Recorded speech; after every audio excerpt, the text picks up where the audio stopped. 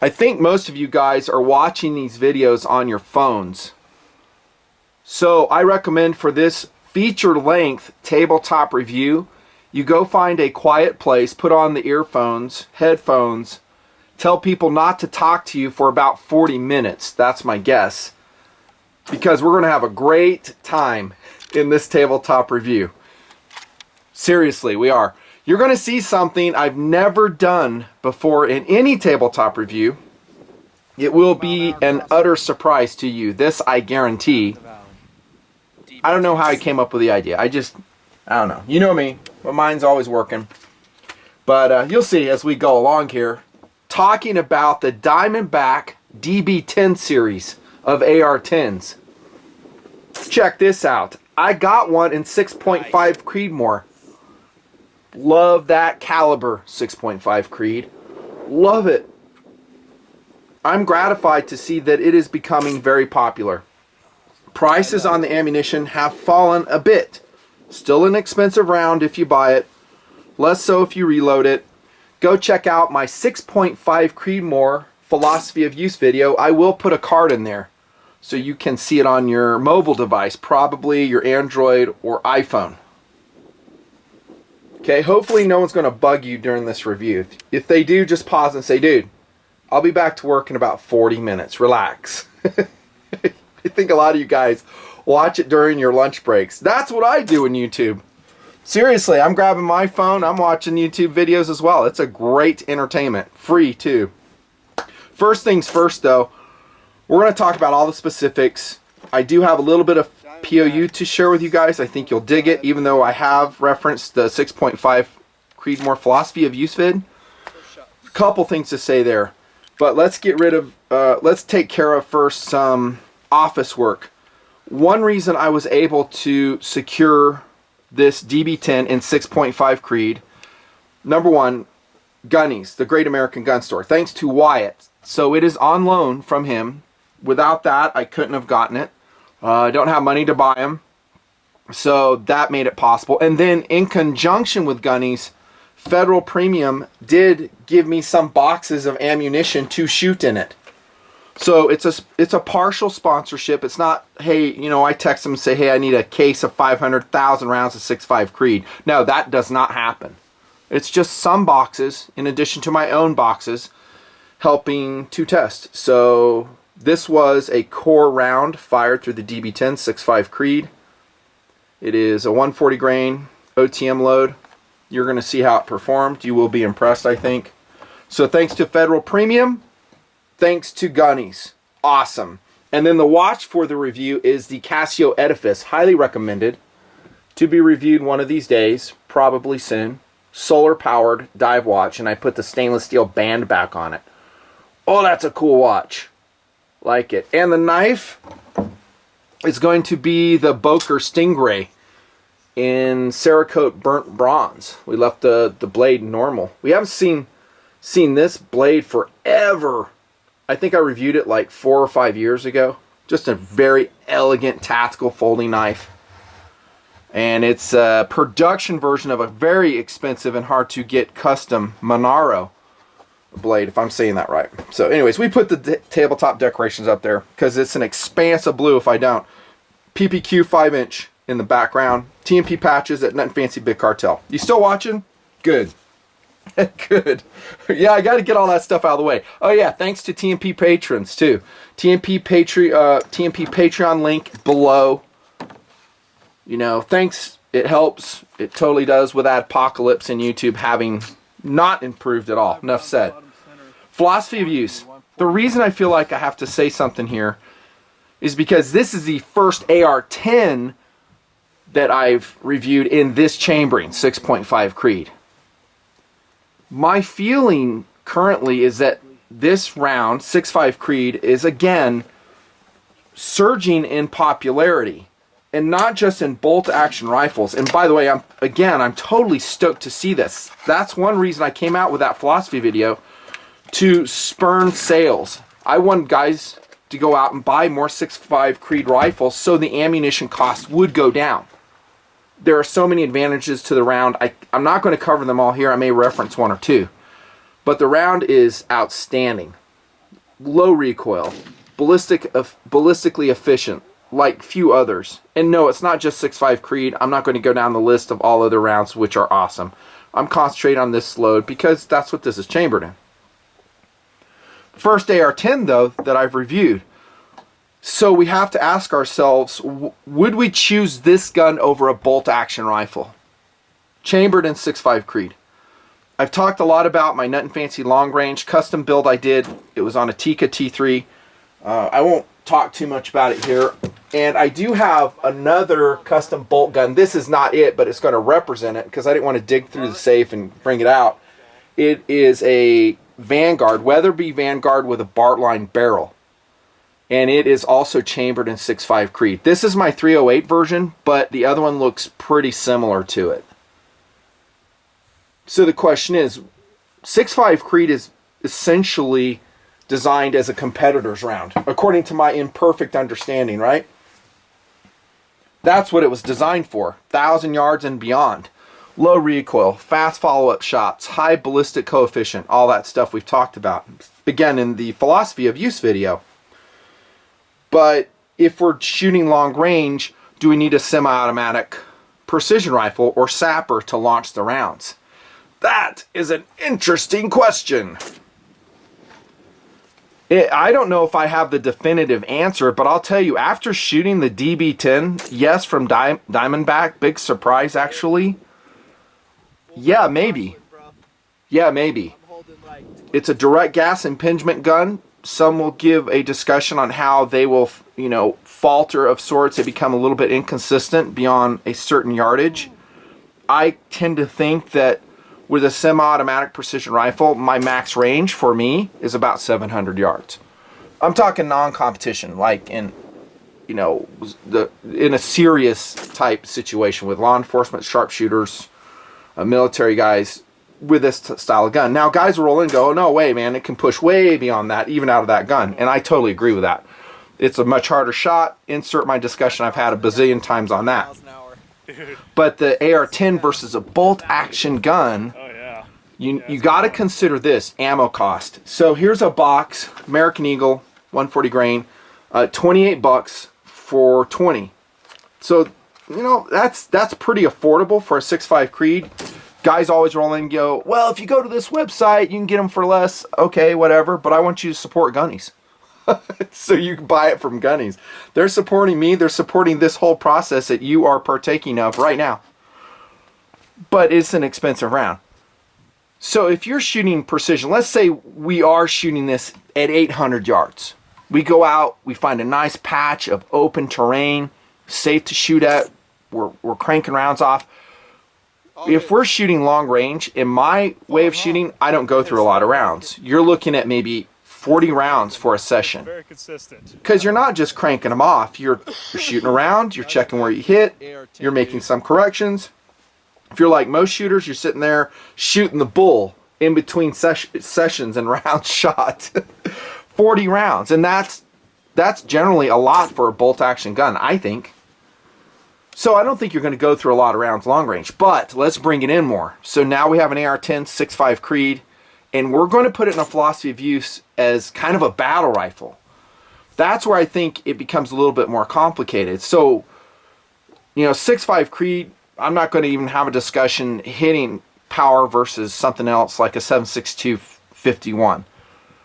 But I'm concentrating on cost. If I'm shooting a lot of rounds, dude, I'm going to be going broke with a 6.5 Creed. Now, if it's war, who cares, right? But now let's go to a recreational philosophy of use. Let's say we're just doing run and gun. And we're shooting out to 300 yards. That's it. Which one would I rather have, a 308 or a 6.5 Creed in that particular application? I would say probably a 308 because I can bulk buy it. I can shoot steel out of it. You can't shoot steel out of this, steel case ammo. I don't know of any available. I think Diamondback doesn't even want you shooting steel out of this for warranty reasons, whatever. I've never really heard that for an AR-10, but I think that's what Diamondback's saying on this. But it's not an option in 6.5 Creed, so it's a moot point. For that philosophy of use, recreational, I'll go with a standard 308. Again, bulk rounds, better. But what this chambering in an AR-10 gives you is options. what you're doing is accepting more cost for the ammo, which you'll never turn away from. And by the way, I know guys will roll in and go, well, reload, man. Just reload, reload, reload. Well, a lot of guys don't have the time to reload. They're busy with their jobs, their kids. If and when they can get out with their guns, you know, it's precious time. And for them to go to the freaking basement and spend another 8 hours doing load workups and testing each one, that's tough. So I think it's a lot of guys just throw that out as an answer. I don't think it's an answer. And when I review, I'm always considering and assuming you're going to buy factory loads. Again, the prices come down in 6.5 Creed. Awesome. I'm happy for that. Double thumbs up. I hope the trend continues. But until we can go out and buy a 500 round case of 6.5 Creed, of this American Eagle, for instance, an outstanding load, for an inexpensive price, or something competitive to 308, we're not there yet. So philosophy of use, it is an AR10. It's a can do most things. I won't say all things. AR10 versus, of course, the 7.6251. However, cost. But what you get when you take on the cost is obvious. You get a long range SAPR, perhaps like few other cartridges. Now we do have AR-10s chambered in 300 Win Mag. In that POU video on 6.5 Creed, I tell you, I would much rather shoot a 6.5 Creed than a 300 Win Mag. I think it's a more accurate round. I think it's more ballistically efficient. If I'm in a weird position and this is on my collarbone here, which it often is out in terrain, I'd much rather take the recoil of a 6.5 Creed than a 300 Win Mag, especially in a 40 round shooting session. Perfect police, marksman rifle right here. It really is.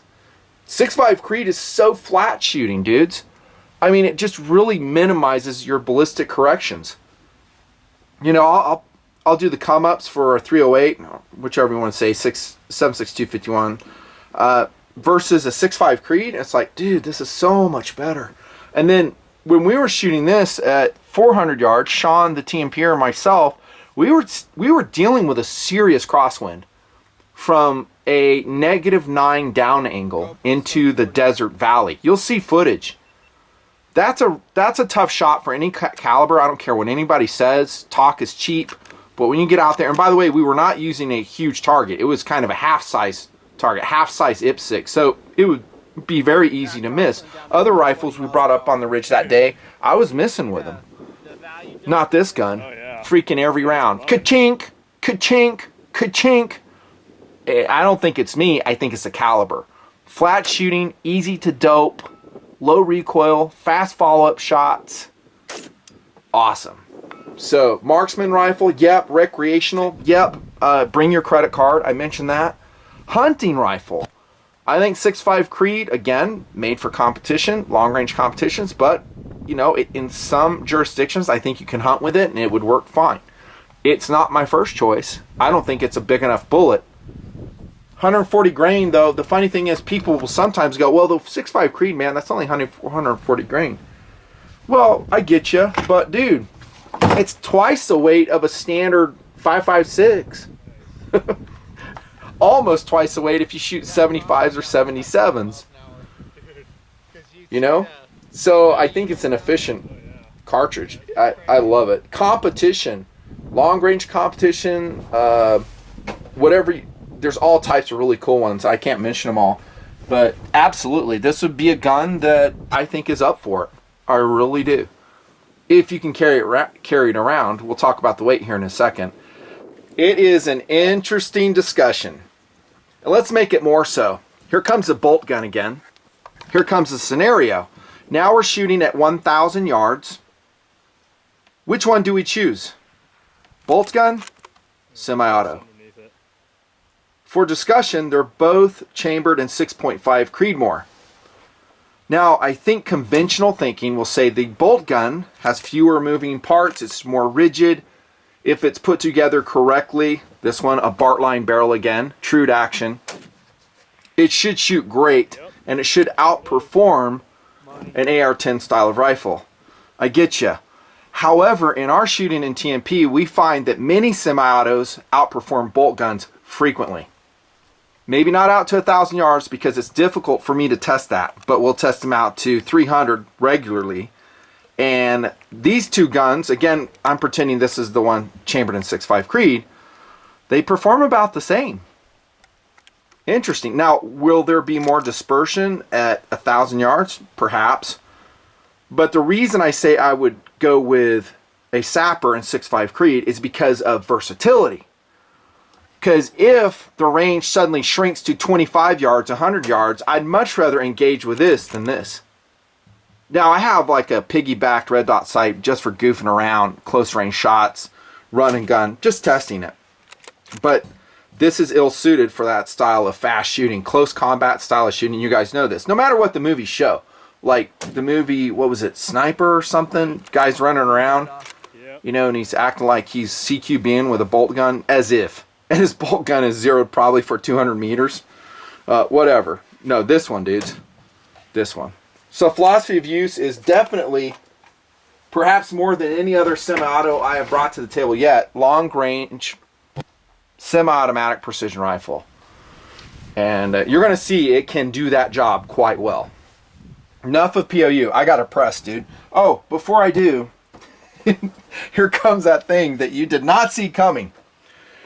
I'm going to review, it will be an embedded review of the Imperial Probe Droid package right here, right now.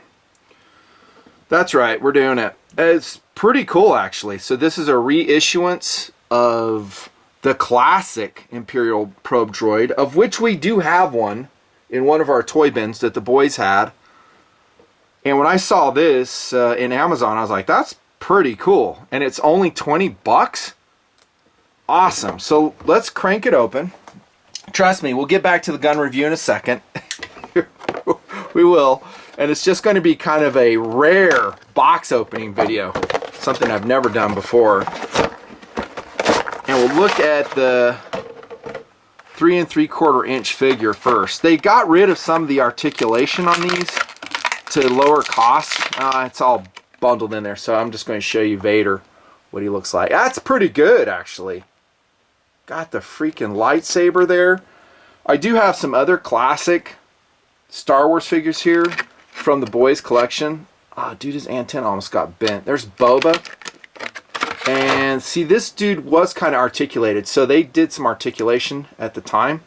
Again, the latest versions of the 3 3/4 inch figures, they're not. Imperial troop here. Now, he's not totally articulated, but he's got, you know, you can twist his arms, and he's got that freaking cool blaster on his side that we haven't lost yet. Awesome. Got a cruise. C-3PO. Actually, that's not C-3PO. That's the other one. I don't know all the names. That is the AT-ST driver, I think, right there. Here comes, I think, the B-Wing pilot. Trust me, I'll get back to the droid. Oh, this dude, see, they used to do this too. This is an old cheesy indoor moon rebel trooper in his camouflage. Okay, anyways.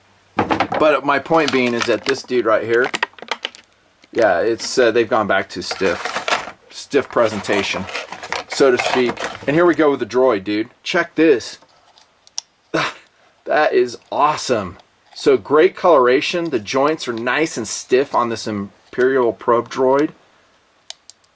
And they say in Wikipedia, I'm told by the boys, that this should be 1.6 meters tall in real life. And then you got this freaking cool stand to put it on. That, my friends, is a very cool display piece. And by the way, Empire Strikes Back remains one of the best, if not the best, darkest Star Wars movie ever. Now, was I impressionable when I saw it? Yeah, absolutely. That opening scene with the Imperial Probe Droid in the snow on Hoth left an indelible impression on me. So cool. And then this has a little missile shooter function in it. Remember the cost too. This thing's 20 bucks. Here's your missile right there. Put in there and go around the house shooting at the Chihuahua. It doesn't come out with much force. There's your firing button. Sick. That's the best Imperial Probe Droid they've come out with yet. 20 bucks. Nice packaging too. What we've done too is flatten these boxes and we store them. So we have boxes from like 20 years ago still in storage that you can take out and see the artwork. then you have like some activated force link thing. I think you have to pay some money. So I don't know. If you have young kids, maybe that'd be worthwhile. But as far as a collectible for your kids, great Christmas present. Dudes, review complete. Oh yeah, we're doing a gun review. Probe Droid review complete while we're talking about a 6.5 Creed AR10. And by the way, I'm leaving that in. That's right, that's going in. That's a mini embedded review that will be off the wall. You will have no idea what's coming next. Keep watching. You're going to be surprised when I'll do mini embedded. Features, let's go. This is a 20-inch barreled DB10 by Diamondback. They have several varieties, most chambered in 308, of course, and most are 18-inch barrel mid-length gas system. What we have here is a 20-inch barrel, fluted barrel, by the way, 416R button rifled, in-house produced barrel. Now, I had to search that out, and shame on Diamondback for not having a better website. Come on. I mean, this day and age, all your data, all your component types, everything should be listed on your website. I had to go digging. No, I didn't call them. I just went digging, and I found most of the information. And from what I can gather, this is produced in-house by Diamondback. I hope I'm not wrong. They have a whole website that they sell and brag about their barrels. I had no idea they were doing that. You're going to see this is a quality barrel, and it's one of the big reasons I'm stoked about this gun. What we're getting, though, is 20 inches of a big, thick, well, not thick, but medium profile to this point, and then you can see it gets rather thick under the handguard barrel.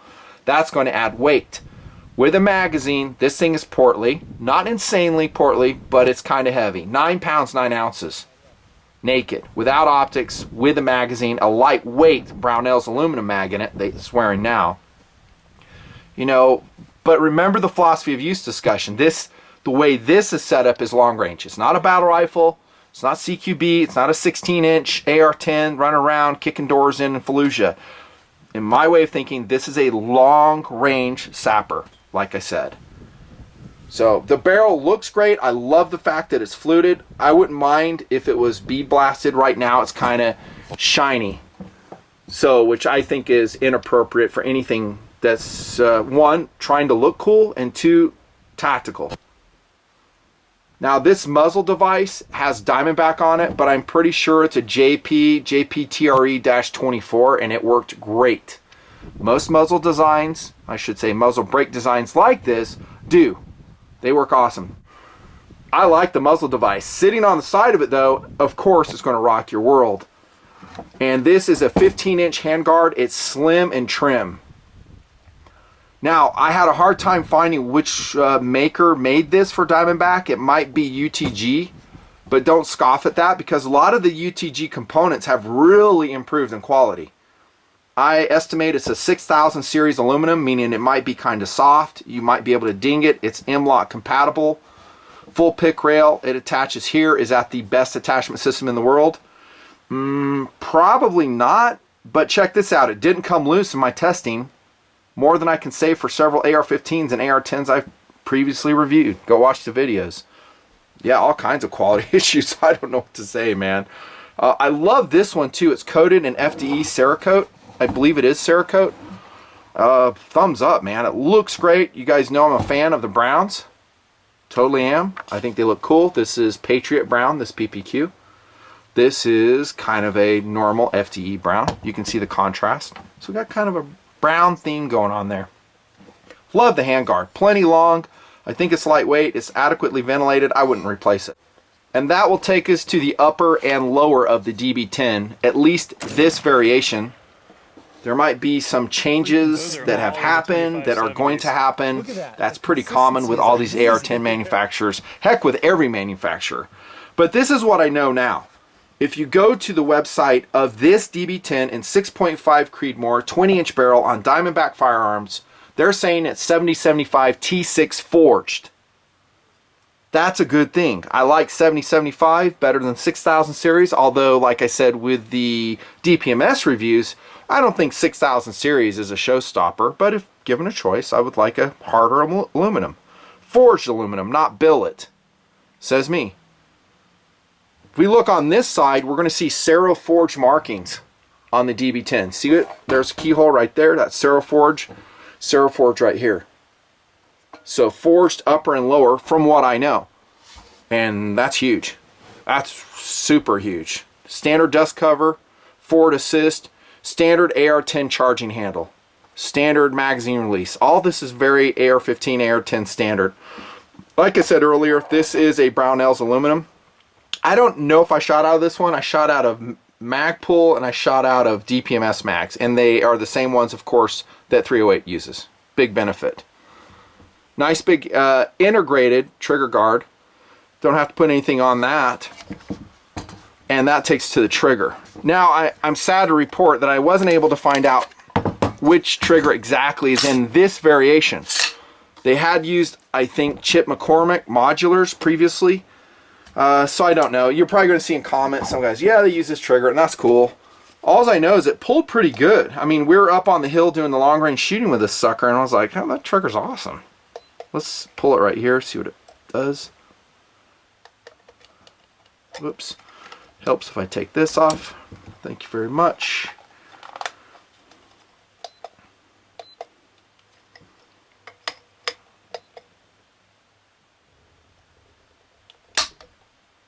.49.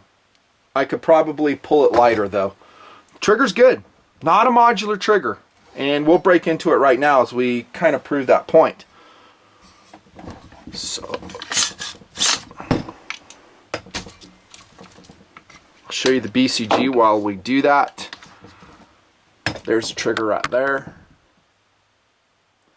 There's no device to tighten the upper and lower, so you might want to put in, I don't know, some type of wedge device. We'll check the fit here in a second. I think it's a commercial receiver tube on this, not a mil spec variety. And there's no peening of the castle nut if you care. I've talked about that a lot, and I'm not going to cover it again. M4 style of feed ramps on this 416R stainless steel barrel. 1 in 8 twist, if I didn't mention that. Inside. Oh yeah, I was going to take this out right here. I hate doing this because I get everything freaking dirty. I'm not fancy, put down a rag, dude. I'm going to put down a freaking target. How's that? There's a look at the BCG. I think it's made out of 8130 steel. Pretty standard AR10. And by the way, this is an Armalite pattern upper receiver. Show you the staking on the gas key. And then standard charging handle. Really pretty boring inside. Same as we would see with, I don't know, pretty much every other quality AR10. The overall feel that I have to this gun actually is that it's a quality gun, but it does have a couple price point decisions, compromises going on with it. And I'm going to show you exactly what I mean. Let's check the upper and lower fit. Tight. Tight. I don't detect any wiggle. And out shooting it, I didn't detect any wiggle either, so it was decent. But when I say a price point decision, this is what I'm talking about. These are Fab Defense components. So we have a Fab Defense pistol grip and a Fab Defense collapsible stock. Now don't get me wrong, I'm not saying this is garbage. It's not. In fact, this is the first time I've shot Fab Defense stuff, and it was good. I mean, it wasn't like horrible, but I don't think that's the most expensive stuff you could put on the gun. But remember, this gun, its price is actually pretty darn reasonable. The Diamondback DB10, whatever configuration you're going to get, I looked at their prices. The retail is reasonable, and your street price is going to be, it's going to be in there. Probably a lot less than others. I mean, the M&P 10 is what, running $16.50 now? I hear complaints about it all the time. Nothing, you talk about the Smith & Wesson M&P 10, and I do. I recommend it. I do. But it's expensive. This one's going to come around, I hate to say a price, but I'll guess $1,100. I don't have Gunny's price tag with me, but maybe 11. For a 6.5 Creed AR10 coated, that's pretty good, dude. So yeah, trigger I like. The safety has a little bit of looseness in it right here.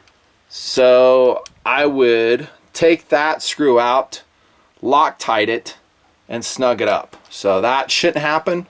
And in fact, I didn't notice that in the field. It's only after we got all the testing done, I brought it back, prepping for the tabletop. I'm like, oh, that's not exactly awesome. Yeah, so it is what it is. Can't control it. And really quick, the stock is fine. big question, would I replace any of this? Good question. I would probably, just to save money, run both of these components, the pistol grip and the Fab Defense stock. I'd run it. I'd just deal with it. The nice trap door here for your batteries, by the way, in this pistol grip. The one thing I don't like about the pistol grip is it's rubber covered, and I generally don't like that. It rubs, grabs, all that other stuff, and you've got this butt pad on the DB10. That's features. Incidentally, this is the Aerolite 30mm mount I bought on Amazon, and this is a Pro Staff 7. This is what we did all the shooting with. No BUIS are included with this DB10, which is pretty standard for AR10s. Be nice if they were included, but they're not. Especially this gun. Again, it has a long range focus, and they're thinking, why does a dude need BUIS? It's a way to save money. Okay, enough of that. How did it shoot? In a word, awesome. Can you believe I'm saying that again about a Diamondback firearm? Because you know me, I don't freaking pull punches. If something sucks, I will tell you. Whether it's an Imperial Probe Droid, Darth Vader figure, or an AR10, I will tell you that. It was 100% with all-round shot. Again, thanks to Federal Premium. Thanks to Gunnies for hooking me up with hundreds of rounds shot through this gun. I couldn't have afforded that before, dudes. Not at basically 30 bucks a box. I'm not doing that. But now, with them, I'm like, yeah, let's go crank some rounds through this sucker. We did. Box after box. It shot great, 100%. Couple things I did not do by way of revelation. I didn't run a can on it. And I obviously didn't run steel. Some tests that I do occasionally with other AR10s. Just depends on the mood. 100% though. No problems. No stovepipes. Nothing. Well said. We are running premium ammo through it though, pretty much. Here's the accuracy. Check this. And this is in the desert.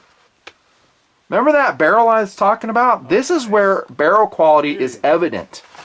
I've said that over and over and over again. If you don't have a quality barrel, if it was rushed in its production, this is where it's going to be manifest. Heat stringing will be manifest. This is a desert. It's shooting basically MOA. What load is this? That Federal 140 grain open tip match. Look at this. Now I shot an AMAX load for a way of comparison. Several times actually to do a quality check, actually check, well, is it only shooting this one load, so I have to shoot other loads, and I did. The AMAX shot pretty good, but outside of MOA on that group. MOA, sub-MOA from a freaking polymer table. First shots, 100%, there's the load.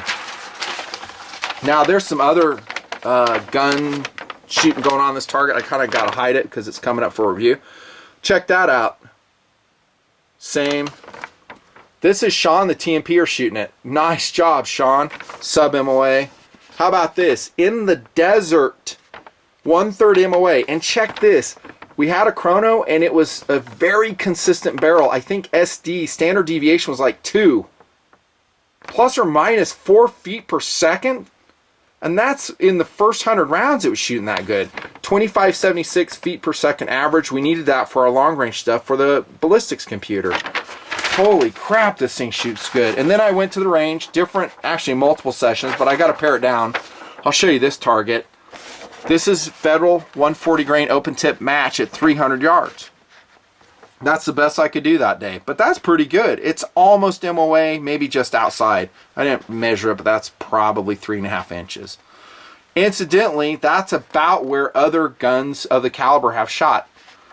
Even bolt guns. For me, I mean, maybe some expert shooter can really ring them in, but for me, that's about as good as I want to do. That's pretty decent though. And now we're looking at the dispersion. So if we double that to 600 yards, now we have a group like that. And I'm just kind of guesstimating here. We double it to 800 yards. With a really good shooter, good dope, probably all within the green. That's pretty decent from a semi-automatic precision rifle. Here's another group. That's better. Now that's sub-MOA right there. Here's Hornady AMAX. So I was QCing it. So I shot it and it shot worse than the Federal did. This is my nut and fancy long range 100 yard, just to keep it real. Shooting 130 grain Cenars. This is a reload, by the way, not a factory load. So that's freaking awesome. Excellent. So that's like, I don't know, quarter MOA. So accuracy is phenomenal for an AR-10, from what I can see. And again, a lot of the shooting I'm showing you is from operational conditions, like out in the desert, not from a concrete bench. So great reliability, outstanding accuracy. The weight in that application, again, the 9 pound 9 ounces weight, and then with the optic setup, it's going to be well over 10. Serves a good purpose. This isn't a gun I want to go trucking around with over hill and dale, though. I'm just letting you know. Really good. Do you? Yeah, that's heavy. I'll stick with probably an M&P 10, something that's weighing around 8 pounds, 2 ounces naked, about 9-ish something with optics on it.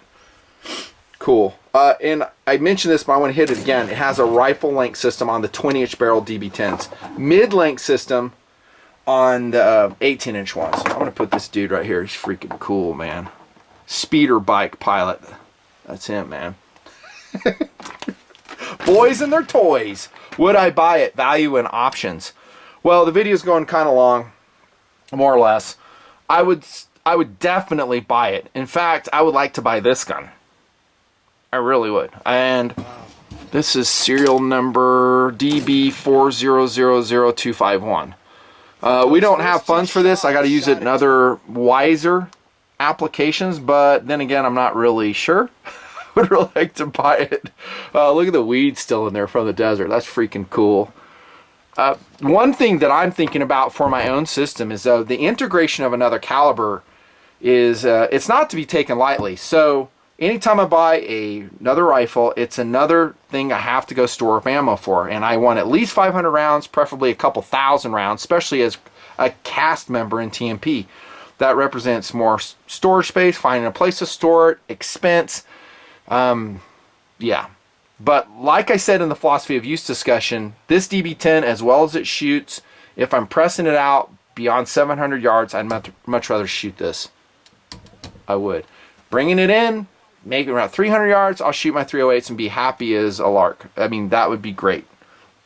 Maybe you're different. And there's going to be some interesting conversations going on in the comments too. Be cool as always. Don't be a dick. But guys will, you know, they'll weigh in on their personal experience. Here's what I do know though, and this is interesting. I'm so glad I thought of this. That it's really hard to find a place to shoot long range. I don't care where you are. It's hard. Even out here in the West, to go set up a long range course, it's kind of a day. To drive out far enough where you can do it, to safety check the area on public lands or use private lands, it's tough. So a lot of guys will talk like they shoot long range all the time, and in my experience, it happens rarely. And for me, long range is like 700 yards and beyond. Even pushing it to 500 yards, shooting steel is going to be fun. Fun trying to make it happen. So great gun. So happy to do another positive review for Diamondback firearms. Seriously, I did the Diamondback DB9 full size. That was a very positive review. Now I'm giving it basically a rave review on the Diamondback DB10 from what I know. I mean, this will take time in a lot of different people's hands. I always say this to establish a real track record. Maybe a guy goes out and does compete with a DB10, 6.5 Creed. He puts thousands of rounds through it and he finds out that things fall apart. And then it's a different review. I have to bring the data as I know it right then. And I don't have a crystal ball. It's a newer firearm for me for sure. I think these came out in like 2015 in the 308 chambering. But that's what I know. I mean, it's going to be a super high likability scale. I think it's a value priced AR10. There are a couple compromises, maybe the handguard, the furniture, but the important stuff, the internals and the barrel and actually the muzzle device are smart. They're smart. So it's a big thumbs up for this gun. Buy with confidence, whether you're getting the DB10 or the freaking super cool black highly detailed Imperial Probe Droid. Yeah, I told you this gun review would be like no other. Nothing fancy. See you later and happy holidays. Done.